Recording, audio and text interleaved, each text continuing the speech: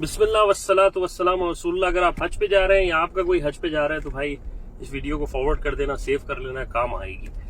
منا اور مزدلفہ کے چھوٹے چھوٹے مسائل کو ڈسکس کرتے ہیں، چھوٹی چھوٹی پریشانیاں جو رہتی ہیں۔ یہ یاد رکھیں کہ منا کے اندر وقوف منا، جو منا کا وقوف ہے 8 تاریخ سے لے کر دوسرے دن 8 تاریخ کی ظہر سے لے کر شروع ہوتا ہے اور 9 کی صبح فجر آپ کو 5 نمازیں پڑھنی ہوتی ہیں۔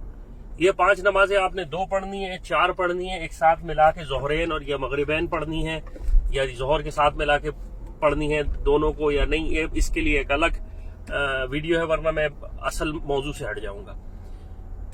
تو منا اگر کوئی شخص نہیں 5 نمازیں پڑھ سکا تو جیسے میں نے پہلے بھی کہا تھا کہ منا کے اندر 5 نمازیں کسی شخص نے نہیں پڑھی تو اس کو دم نہیں دینا پڑے گا، یہ سنت عمل ہے۔ دوسری بات یہ کہ اگر کوئی شخص حج تمتع کر رہا ہے اور اس نے احرام حرم سے نہیں باندھا، یعنی اپنے ہوٹل سے نہیں باندھا یا جہاں وہ موجود تھا وہاں سے نہیں باندھا حرم کی حدود میں، تو وہ منا سے آ کے بھی احرام پہن سکتا ہے۔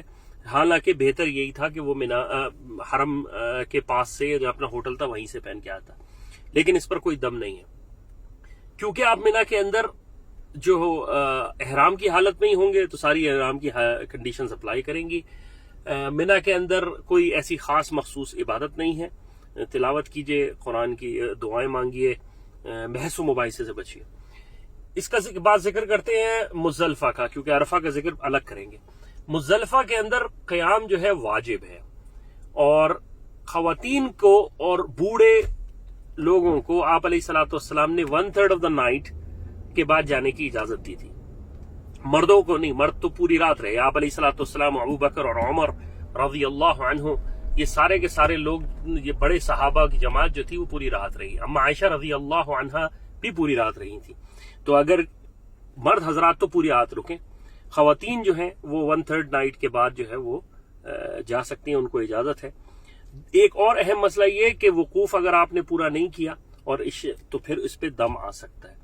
مزدلفہ کے اندر بھی کوئی خاص عبادت نہیں ہے، صرف مغرب اور عشاء کی نماز آپ نے پڑھنی ہے اور دعائیں مانگیں، یہ اہم عبادت ہے۔ کنکریاں چن لیں مزدلفہ سے، آپ علیہ الصلوۃ والسلام نے، مجھے اگر یاد پڑتا ہے تو ابن عباس رضی اللہ عنہ کو کہا تھا کہ وہ مزدلفہ سے کنکریاں چن لیں۔ تو یہ صورت۔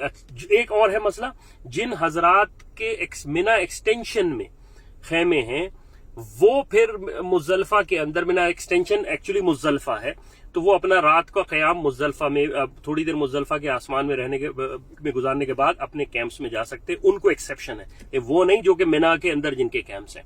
اللہ تعالیٰ عمل کی توفیق عطا فرمائے۔